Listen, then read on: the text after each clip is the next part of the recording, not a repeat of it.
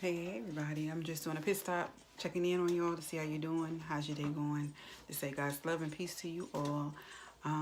As I was going on my day, just in and out of community bricklayer information and getting some resources together to present to you guys the suicide prevention and raising awareness across the states. I was looking at a trending topic of and contributing factor to child suicide. And maybe we can put together some type of preventative measures in our homes and in our schools and our communities to help and assist these children that feel like they have no way. And as a mental health counselor, clinician, and being in that field for some time, you look at trending topics, you look at things that's the data that's measured, and the different components and factors that's considered. And what stuck out for me was a lot of times, of course, the bullying and how we feel about ourselves and stuff like that.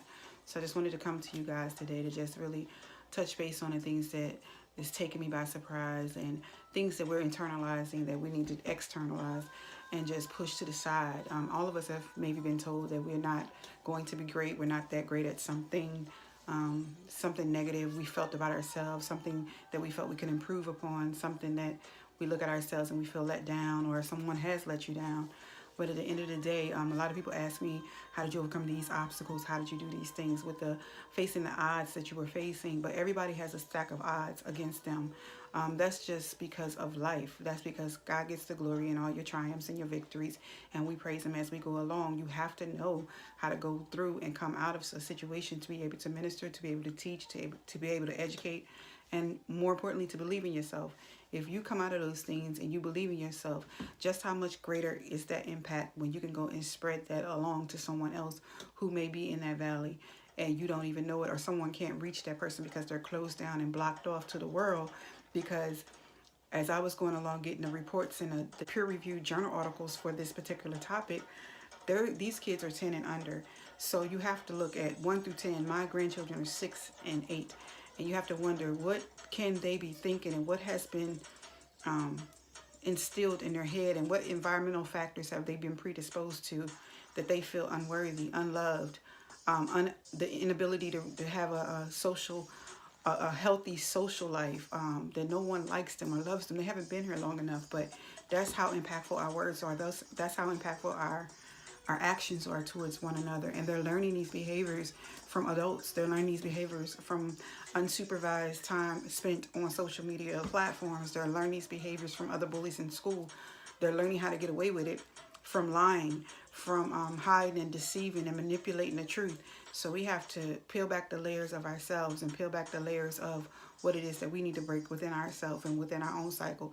And it first starts off with just knowing that you do the best that you can to be the best who you are to everyone around you that deserves it.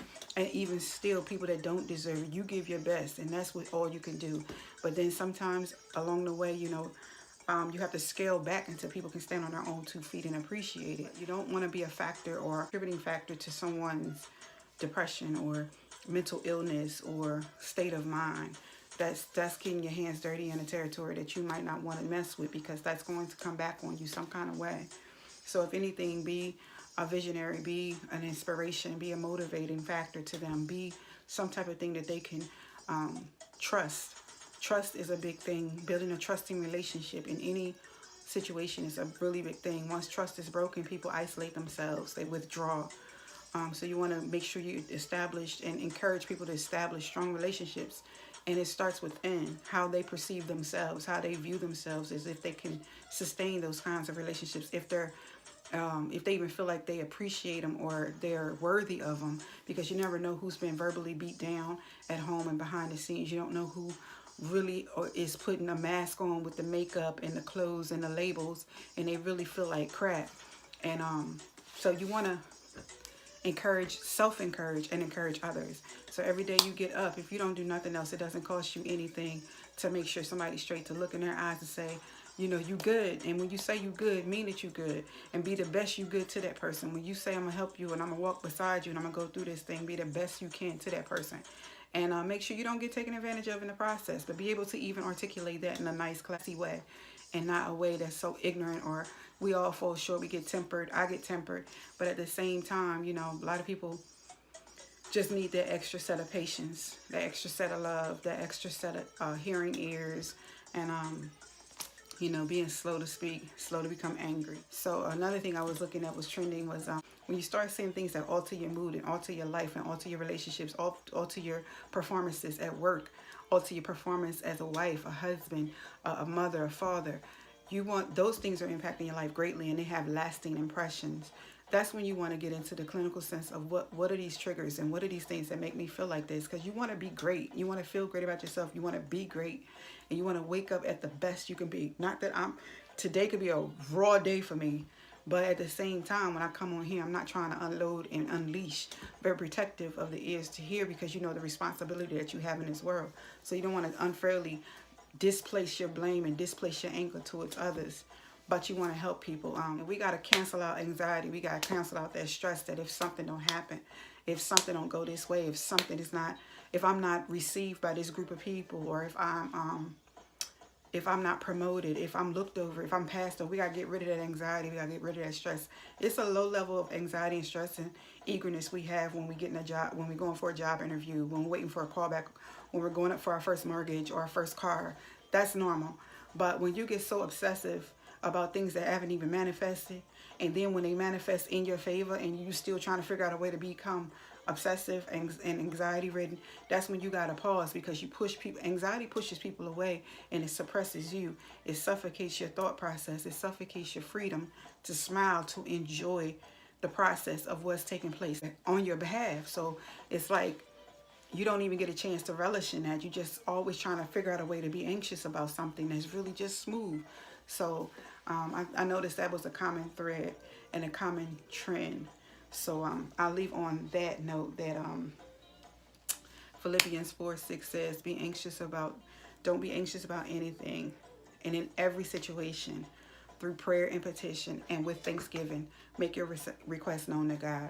So you already petitioning God, you're already praying, and you already give him thanksgiving, all three, because you're praying about it, because you have a relationship and you're talking to God, and he knows your heart's desires, and he always says we can come to him. You're petitioning him for specific needs. Be specific and targeted it what it is that you're anxious about.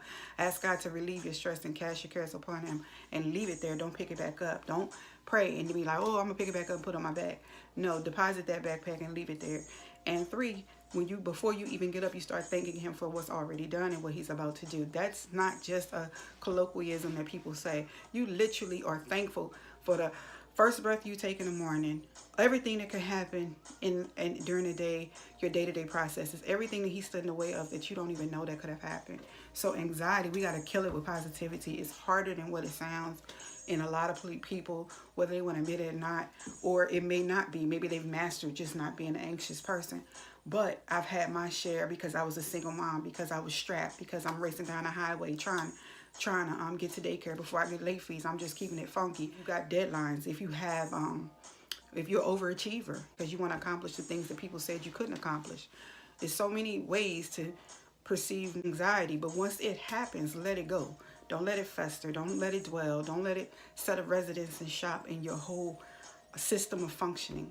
You let that thing go. Once you accomplish it, I had calendars all throughout my rooms, my bedrooms, and my offices as I was in my 20s and 30s of everything I've ever done, and checked it off with a big X and highlighter.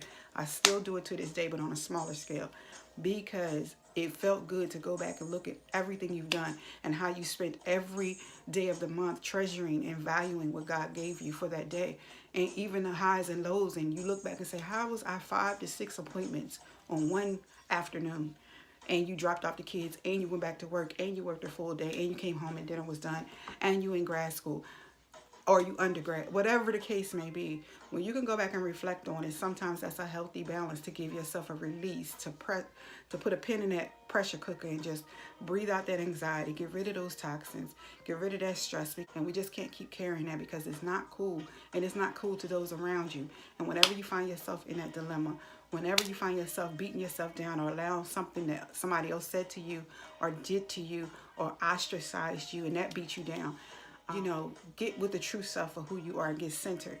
Pray, take a moment, take a time out. Or when you act out towards somebody in anger, and it's not really for them, but it's for something else, you apologize as soon as you know you was tripping. As soon as you catch yourself, try to apologize, because you might not have the opportunity to do so, or things fester in that relationship that you might otherwise want to save.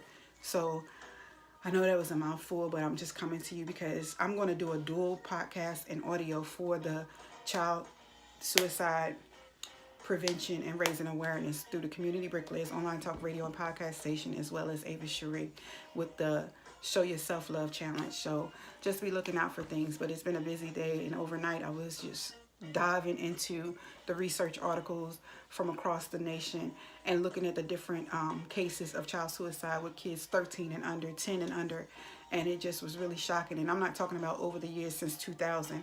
This is happening from, I'm doing the last quarter of 2017. So be on the lookout. But at the end of this, I want you to know that you're great. I want you to know that everything that's stacked up against you is meant to fall, and it's going to fall in a great way, because you're going to bust through it and knock it out, and you're going to move the mountain. You're going to speak to it, and it's going to move. You're going to cross it off your list. You're going to cross off anxiety. You're going to cross off stress, and you're going to reach out to those and say thank you to the ones you probably pissed off along your way, because they still there. The strong ones survive. The strong ones are built to last, and they're going to be rocking with you, but they get fed and they get tired too. So don't take advantage of the people that's always solid as a rock right next to you. Say you're sorry. Say I appreciate you. I'm grateful. I'm thankful, as many times as you can, because that makes you bigger, that makes you stronger, that makes you greater, and it cancels out doubt. It cancels out being ignorant. It cancels out broken relationships. It cancels out you hurting somebody's feelings and being a bully. It makes you not victimize other people, and it helps you to prevent yourself from becoming a victim to bullying and things like that. So you can't not like what's happening to you, but do it to other people. That just doesn't marry one another. You gotta pick a lane, because if it's been done to you, you should know what it feels like. So until next time, hope you go back to this. I hope you share this, because it's a serious topic, and you need to just really make sure you talk to people. Make sure you pick up your books. Make sure you study and you read for yourself, because I encourage you. Come back, leave comments, let's dialogue, let's bust it up. When the podcast and the audio is up for the radio streaming for this particular topic, I'll be broadcasting it on our Community Bricklayers online talk radio and podcast station, as well as Youre, so you can tune in. All right, until next time, God's love, God's peace, and joy to you.